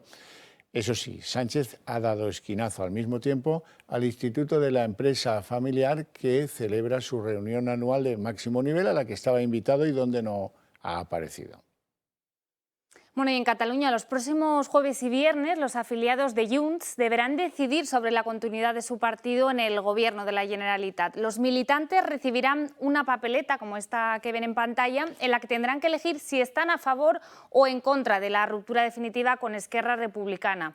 Junts ha decidido jugarlo todo a esta carta después de que Aragonès rechazase todas sus exigencias, incluida la de restituir a Jordi Puigneró como vicepresidente. Esquerra asegura que, llegado el caso, ellos están perfectamente preparados para gobernar en solitario. 5 años se cumplen de aquel 1 de octubre, el famoso momento de la declaración unilateral de independencia, del referéndum ilegal en Cataluña y después de la represión que algunos todavía denuncian en estos momentos. 5 años también de la famosa locución del jefe del Estado, del rey don Felipe, que algunos pues agradecimos porque establecía un compromiso con lo que dice la Constitución. La pregunta es, 5 años después, pero ¿han cambiado, ha mejorado la situación del problema supuestamente político que hay en Cataluña? De este momento. Del golpe secesionista del 1 de octubre. El conflicto entre Catalunya i Espanya sigue poniendo la nota a l'actualitat. I ho tornarem a fer, perquè aquesta és la via per resoldre el conflicte polític amb l'Estat. Ho tornarem a fer perquè som molts els que volem que Catalunya sigui un país lliure. Y un lustro después, su lucha sigue. La solución a esta situación solo se va a producir con la amnistía, con la autodeterminación y con la independencia de Cataluña. Pero el golpe al Estado y a la Constitución española sigue pendiente de resolución. 44 investigados por participar en la celebración del referéndum ilegal siguen pendientes de juicio. Puigdemont sigue fugado y junto a él sus consejeros. Otros 8 fueron condenados por el Supremo y hace poco más de un año recibieron el indulto por parte del gobierno. Estamos viviendo momentos muy graves para nuestra vida democrática. La del rey tal día como hoy fue una intervención histórica. Desde hace ya tiempo, determinadas autoridades de Cataluña, de una manera reiterada, consciente y deliberada, han venido incumpliendo la Constitución y su Estatuto de Autonomía.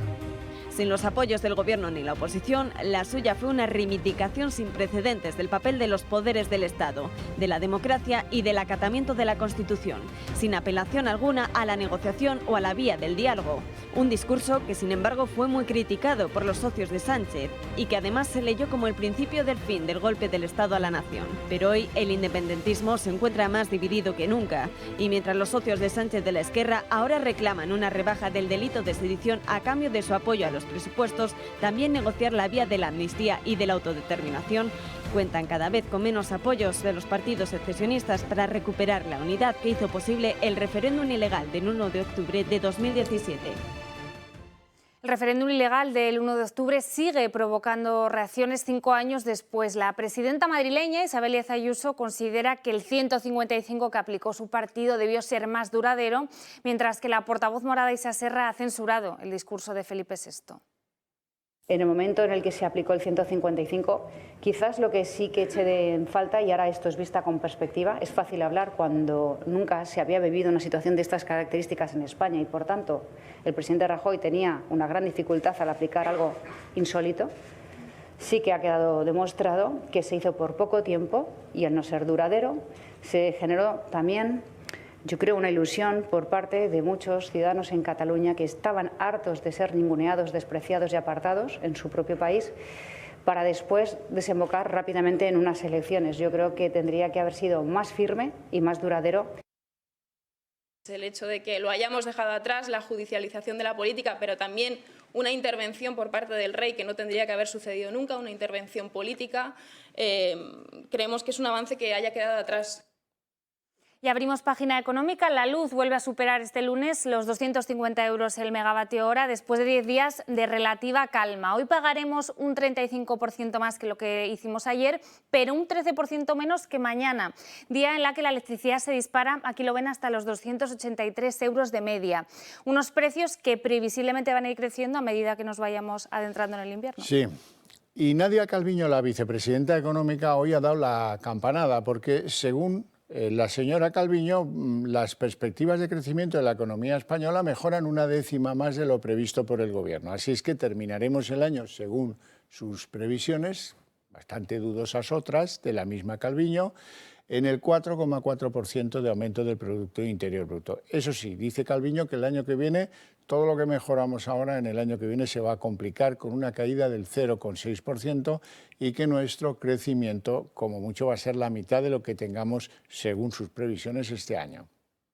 Como saben, la economía española registró el año pasado una recuperación muy fuerte con un crecimiento del PIB del 5,5% y este año todos los indicadores apuntan a un crecimiento incluso más fuerte de lo que preveíamos, en el entorno del 4,4%. Es una previsión, como digo, prudente, puesto que los indicadores y los datos que tenemos hasta el mes de septiembre podrían permitir una revisión al alza incluso mayor.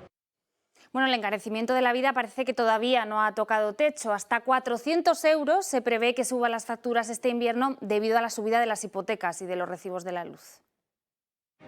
Se acerca un duro invierno, no solo en lo meteorológico, también en lo económico. La primera semana de octubre se estrena con nuevos precios al alza, como la luz. Este lunes es un 35% más cara que el pasado fin de semana. Pagamos 251,24 euros el megavatio hora, eso a pesar de la excepción ibérica de la ministra Rivera. Y como la luz, también se encarece el gas, un factor clave de cara al invierno que está llevando a muchas comunidades de vecinos a tener que buscar una alternativa a la calefacción central. Por ejemplo, en Logroño, una comunidad de vecinos ha decidido cortar de raíz el suministro debido a la inasumible cuota comunitaria. No nos olvidamos tampoco de la cesta de la compra. Sube un 15,2% de media, el mayor incremento en 3 décadas, según los datos de la OCU. Una subida que se aprecia tanto en los productos de alimentación como en los de higiene y droguería. Pero otro problema que trae consigo la llegada del mes de octubre es el encarecimiento de las hipotecas.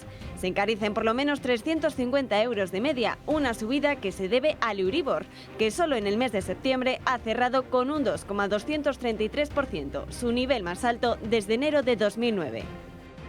¿Tenía sentido rebajar los tickets de los trenes de media distancia? ¿Qué ha producido la medida? Pues un aumento desmesurado de su uso, el 40% están incrementándose los usos de los trenes de media distancia.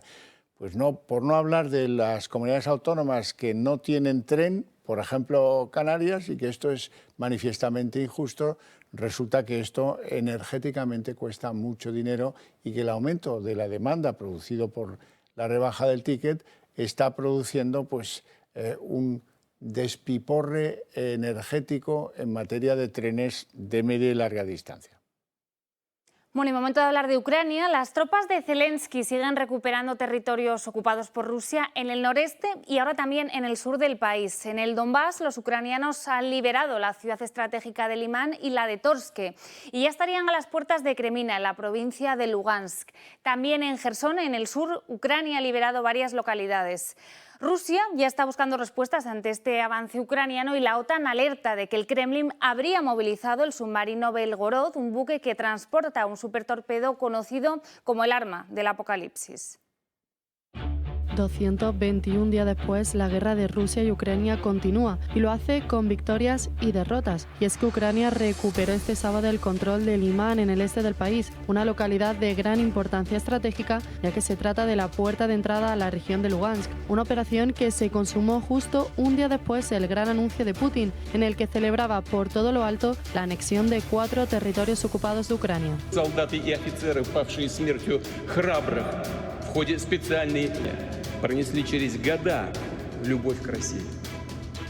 Долгие 8 лет людей на Донбассе подвергали геноциду, обстрелам y блокаде. Una anexión que hoy ha ratificado la Duma, la Cámara de Diputados rusa, y que sin embargo solo reconocerá de momento este país. El presidente del gobierno, Pedro Sánchez, ha confirmado que España, conforme a los principios de la Unión Europea, no reconocerá este hecho. Ni España, ni Europa, ni el conjunto de la comunidad internacional vamos a reconocer nunca esa anexión ilegal y por tanto exigimos a Putin que abandone Ucrania cuanto antes, poniendo fin a esta guerra ilegal e injusta.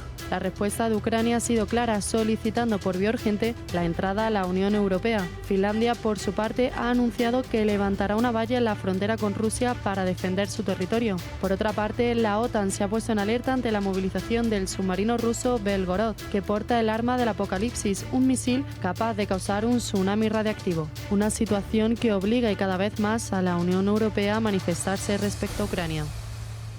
Jair Bolsonaro y Lula da Silva se verán las caras con el premio a la presidencia del Brasil el próximo 30 de octubre. Hasta ahora, lo que llevamos de la campaña y de las votaciones este fin de semana ha sido que las encuestas se han equivocado siempre. No había 15 puntos de diferencia para Lula, sino tan solo 5. Así es que todavía queda un mes y ya veremos qué es lo que sucede ese 30 de octubre. El duelo entre Bolsonaro y Lula aplazado hasta la segunda vuelta. Pese a que diferentes encuestas apuntaban directas a la victoria de Lula, los resultados no han vaticinado tales proyecciones. La ventaja entre ambos ha sido ínfima. El líder de la izquierda tan solo ha sacado 5 puntos cuando los sondeos llegaron a ponerle 14 puntos por encima. Bolsonaro ha conseguido 7 puntos más del 36% que le otorgaban. Además, refuerza su poder en el Congreso, donde consigue la bancada más numerosa, 99 escaños de los 513 asientos de la Cámara Baja, y también refuerza su poder en el Senado, donde consigue 14 de 81 asientos. El 48,4% de Lula y el 43,2% de Bolsonaro hacen esperar una segunda vuelta muy reñida. Por su parte, el líder de la derecha quiso transmitir a los ciudadanos que votar a la izquierda es el próximo paso para terminar como países como Venezuela, Colombia o Argentina, entre otros. Me preocupa que Brasil pueda perder su libertad. Que Brasil camine con la izquierda y siga el camino de Venezuela, Argentina, Colombia y también Chile y Nicaragua. Esa es mi preocupación. Lo primero debe ser la libertad de todos. Por su parte, Lula expresaba su confianza en los resultados bastante alejados de lo que las encuestas apuntaban. Durante toda esta campaña, estuvimos por delante en los sondeos públicos de todos los investigadores, incluso por parte de aquellos que no querían que ganásemos. Aún así, estábamos en primer lugar. Siempre consideré que íbamos a ganar las elecciones. Y les garantizo que vamos a ganar estas elecciones. Y es que Bolsonaro quiere concienciar a los brasileños sobre el comunismo al que se pueden enfrentar y el pasado de corrupción del expresidiario Lula. Pues bien, los brasileños volverán a acudir a las urnas el 30 de octubre para definitivamente decidir quién se hará con la presidencia para los próximos 4 años. Fin de semana de enfrentamientos en la Comunidad de Madrid. 2 jóvenes han muerto en Alcorcón y en Fuenlabrada en tiroteos entre bandas latinas.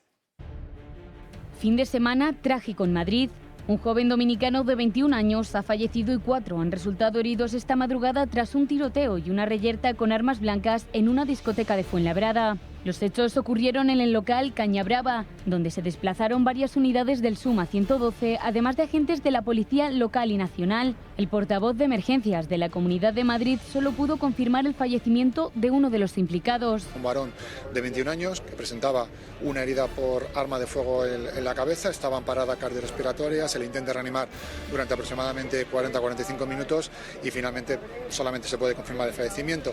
Además, hay al menos otras 3 personas heridas. Una de ellas, un hombre de 31 años con otra herida de bala que ha sido trasladado al hospital 12 de octubre. Los otros 2 heridos son 2 chicos de 18 años. Uno de ellos presentaba una herida de arma de fuego y el otro tenía cortes en mano y cabeza. Ambos han sido trasladados al Hospital de Alcorcón y Fuenlabrada respectivamente. La delegada del Gobierno, Mercedes González, se ha solidarizado con las víctimas tras el altercado. Lamentar los hechos de este fin de semana que tenemos que calificar de, la verdad, de muy complicado, y toda la solidaridad con las familias de las víctimas.